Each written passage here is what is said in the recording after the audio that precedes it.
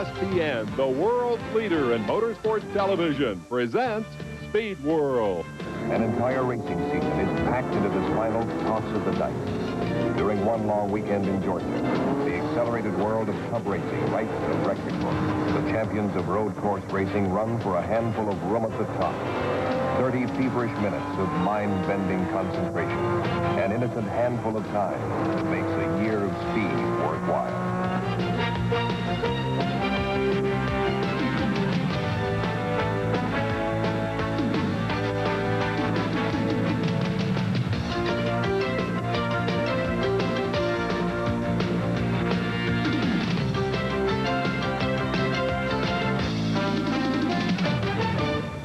Hello, everyone. I'm Dave Despain. Welcome to the Glory Days. Motor racing is based on mechanical things, and so technical evolution is constantly changing the nuts and bolts of the sport. But in this episode, we celebrate timeless themes. Competition, camaraderie, man and machine in perfect harmony, and those don't change very much from year to year. For proof, we take you to the Sports Car Club of America's annual year-end runoffs at Road Atlanta in 1971. Your narrator is Jim Nettleton. 462 division champions brought their rides to Georgia's Road Atlanta for the last race of the season. At the end of a three-day race weekend, 22 of them would be national champions. This was the 8th annual American Road Race of Champions. 3 days of the tightest wheel-to-wheel competition in the world. Each race during the long season is valued only as it relates to this final runoff. All the races we attend during the year, they're important to us at the time, but they're really only a means to get here, and they're insignificant once you're here, and then all your thoughts are towards this one race. For most of the drivers, it's like Indianapolis, or Indianapolis and everything else combined. You don't have any other time during the year to run a race like this. Well, I think you start sensing a little bit of nervousness a couple of weeks before an ARRC. If you win here, it was a good season. If you lose here, it was a bad season. In 8 short years, this Super Bowl of speed has grown from a frenetic gathering of low-budget racers into a semi-professional mechanical spectacular featuring a total purse of over $130,000. Among the numerous natural rivalries featured at the runoff, competition between the pros and their amateur colleagues is one of the strongest. At the 8th annual runoff, the low-budget drivers seem to have an edge.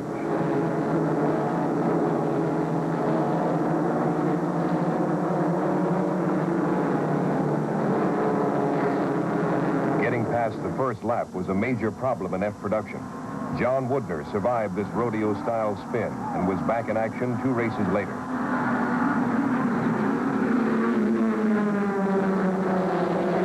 The factory-back triumphs of number 4, John Kelly, and number 9, Lee Mueller, were pre-race favorites. But pure club racing amateurs like Ken Slagle and Larry Campbell didn't believe the odds.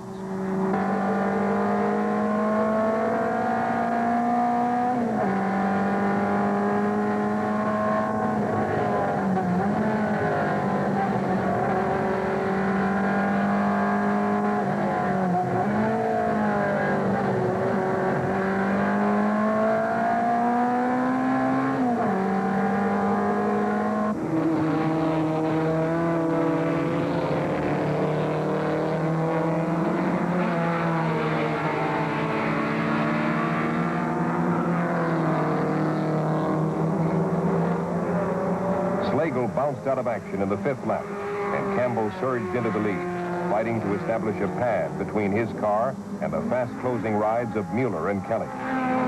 Playing catch-up in order to give themselves a shot at the title, the 2 pro drivers teamed up to tighten the gap. Moments before the pros could make their final move, Campbell took the checker. Second, and John Kelly Campbell, who started 5th on the grid, was having a fantastic rookie year in club racing. With this upset victory, Michigan's Larry Campbell was awarded the 1971 Drivers Club Trophy. This was an overwhelming finish to his first year of competition.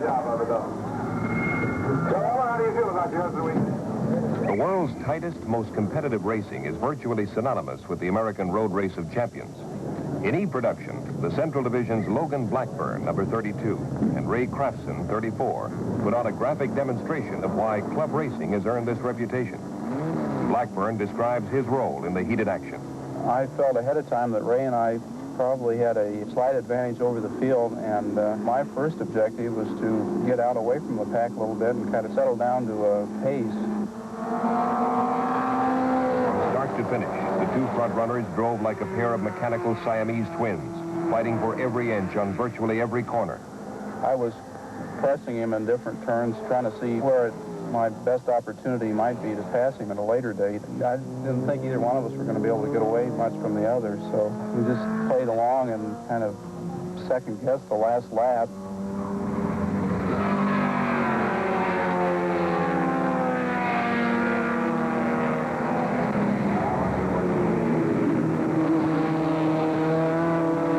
Blackburn's inside move coming through the final curve of the race gave him the victory. Luckily, I drafted him down the back straight and dove inside of him coming up the hill before the bridge and was able to overtake him there. And luckily for me, the checkered flag also appeared at that point, so my strategy worked out beautifully. We've been trying to for so long with the same car. Sometimes you think you're beating a dead horse, so to speak, but I personally would rather stick with something and get to the top and be the best before I try something else. And this was kind of my goal with racing originally and with the MG. So I'm just tickled to death about being able to win. An icy cold front marched through Georgia as several $1 million worth of pampered machinery prepared to go racing. Amateur hour was over, and this time around the professionals dominated the C Production starting grid. Bob Sharp, Lee Mueller, and defending champion John Morton.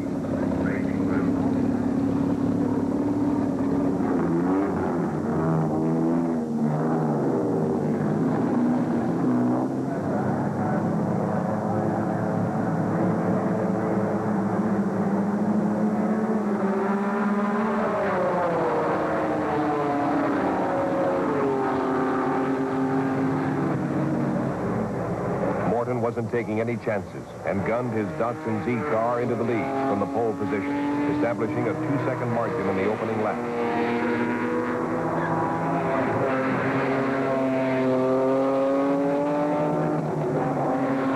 East Coast contender Bob Sharp, 33, settled into second place and fought to keep Morton in sight. I was concerned with Sharp. I kept looking in the mirror, and I'd see him, and he was quite a ways back, and I was able to pull a little bit of a lead every lap.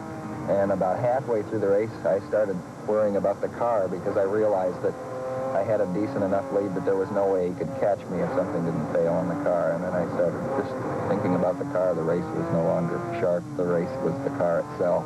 I felt a little vibration, I thought, with something going wrong. But I really didn't have any problems at all, but I managed to imagine a few.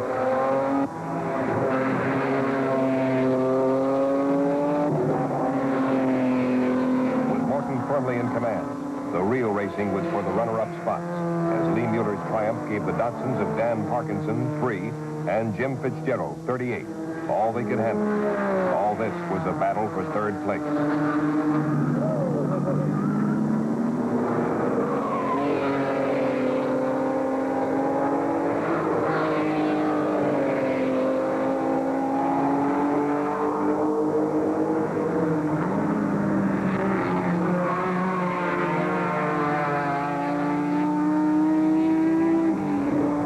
Something John Morton has been doing a lot of lately. But it's one thing in racing you never get enough of. Taking the checkered flag is about the best feeling, I think, in the world. Taking it first, that is. It's almost indescribable. It's just a real feeling of accomplishment, especially when you know you've been up against good competition. When I crossed the finish line and had one, it was about the happiest feeling I've ever felt. I just try to tell myself, just another practice session, cool down and just drive the car like you normally do. The nervous energy generated prior to each runoff is similar to the tensions preceding a rocket launching at Cape Kennedy. Facing this kind of pressure, B sedan pole sitter Bob Sharp, 33, used the casual approach. I don't think the driver can operate fully to his capability when he is uptight. So I try to stay as cool as I possibly can.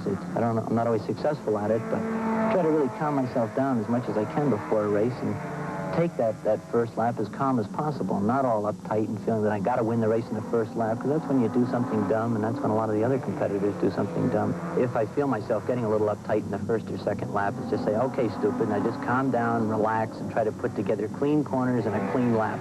Because if I can put together a string of clean laps, that's what's going to get a race won in the end.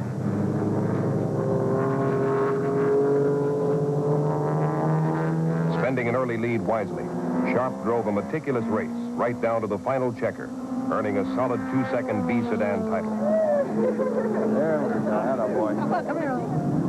The SCCA's Central Division produced the most successful trophy hunters at Road Atlanta, winning 9 of the 22 titles. In A production, Michigan's John Greenwood, 48, defended his Big Iron title in style, claiming everything in sight from the pole position to a new 101-mile-per-hour track record.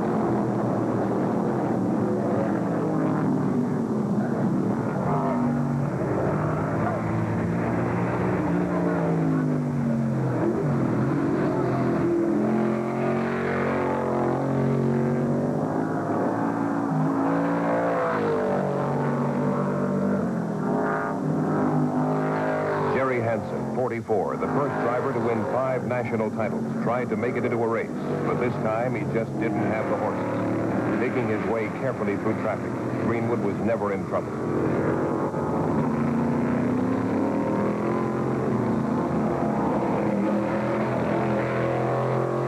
Fiberglass at speed, a flood of exuberant horsepower controlled by men intent on making this final toss of the dice a good one.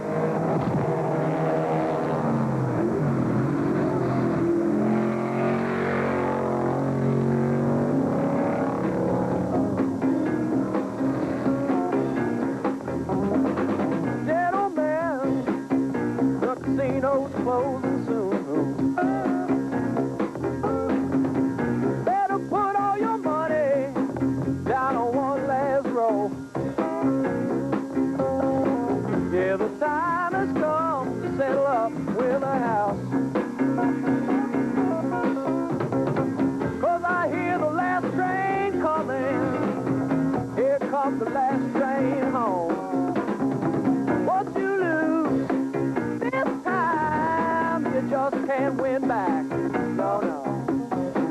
Your last chance is coming. Better catch it on the track.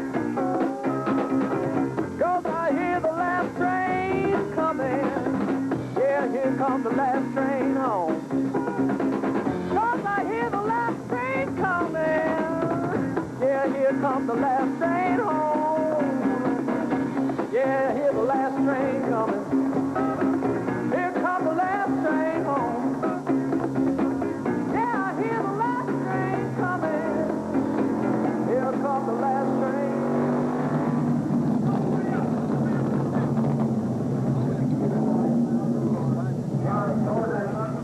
John Greenwood, 2-time king of the Big Iron.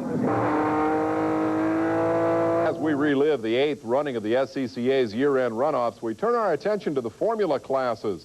The wild action makes this an appropriate time for the television crew to explore another timeless issue, the age-old question of race driver motivation. Let's go back to Road Atlanta.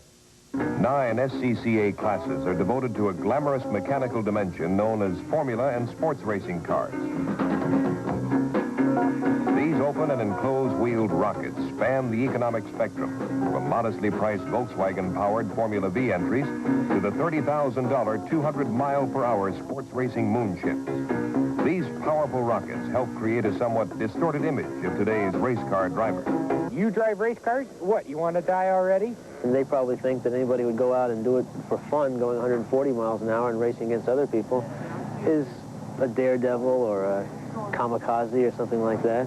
We have a great respect and responsibility to what we're doing, and this is our area of enjoyment, what we like to do in life, and how we get our kicks. A race driver is just a human being that's there trying to use his ability to put a good lap together and put together consecutive good laps. Another thing I think about a racing driver is that he likes to do something where there's a consequence. If I'm arm wrestling in a with somebody or playing basketball, there's no consequence in me losing. But when you're out there racing, going 140 miles an hour, and you make a mistake or something, there's a consequence, and that makes it more exciting and more meaningful, I think. The three-day speed celebration produced a record number of mishaps, with the Formula B runoff leading the parade. Of the 18-car starting field, over half were eliminated.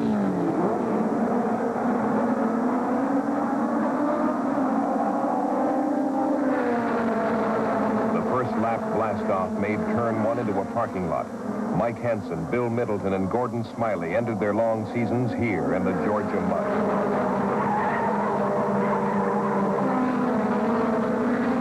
This was just the beginning. Soon they had a lot of company.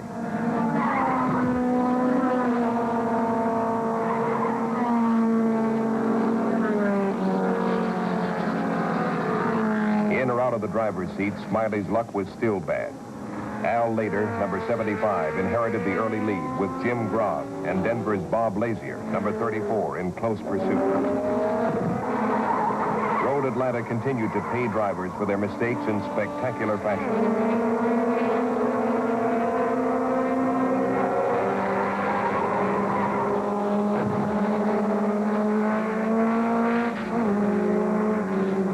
Minnesota's Howie Fairbanks escaped from this wreck in turn 5 with a broken ankle.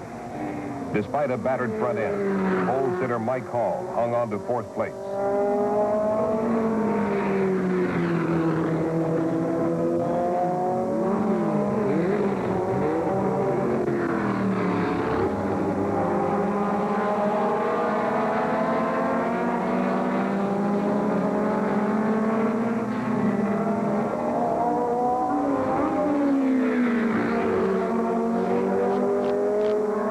Closing in from 10th spot on the starting grid, Bob Lazier gunned past Al Lader into the lead, while turning in the race's fastest lap, 99 miles per hour.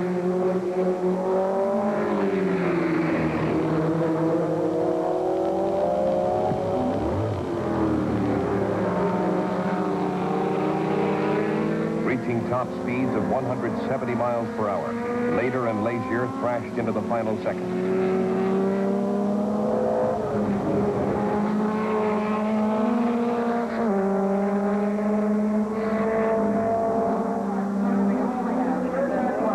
The added risks of this particular race made winning a mixture of elation and extreme relief for Denver's Bob Lazier, Formula B champion.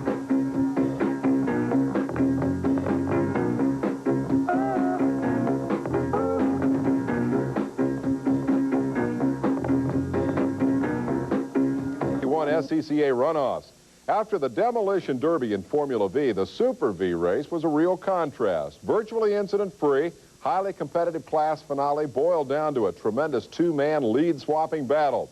You'll have the opportunity throughout to hear the analysis of the eventual winner, Tom Davies. Formula Super V featured a masterful title defense by New Jersey professional Tom Davies in red number 3. When you're the defending champion, there's 5 guys out there who are out there to get you. Every one of them is up, so you have no choice but to be up or you're going to get blown off. Jim Harrell, who won the Ford race, when he got a lead, he said he was going to win that thing if it killed him. And I remember that's what I thought last year. I just charged like crazy. Just nothing was going to stop me. This year, I didn't have quite that same fire. I wanted to win, but I wasn't going to buy it trying to win.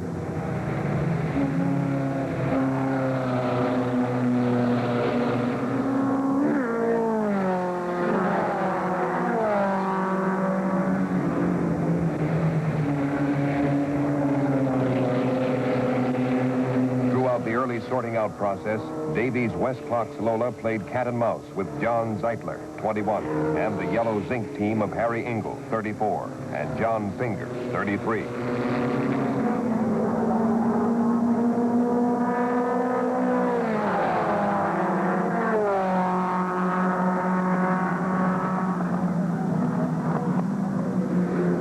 The lead changed 2 and 3 times on every lap, as the first wave diced for inches at 140 miles an hour. Davey established his stretch run strategy halfway through the race. While the race is going on, if it becomes a battle between you and one other driver, each one of you tries to rehearse what's going to happen on that last lap. You want to find out where you should try to make your move to slingshot by so that you can make it and he can't get you back. And you just try to sneak it in and figure out exactly where you should be when it really counts. For example, if he's coming up on you, you might let up just a little bit and he can go by you. And that'll give him some confidence and think, boy, in the last lap, I can just blow right by him. Then when the last lap comes, you keep it nailed, and he goes out, pull out, and you just can't make it. But I enjoy the last lap. I mean, you sit there during the race, and if you have two very evenly matched cars, if you don't want to take too many chances during the race, you'd rather let it come down to that last lap and then, like a game of chess, make that one move. And if you're lucky, you make it.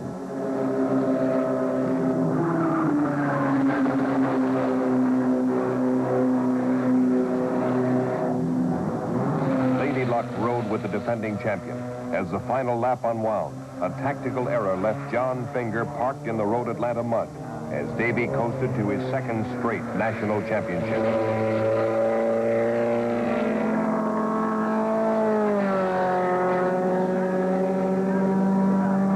Tom Davey is for the Super V. This is the second trip for Tom, as you mentioned, Ray. Right now we're watching ESPN, the Total Sports Network.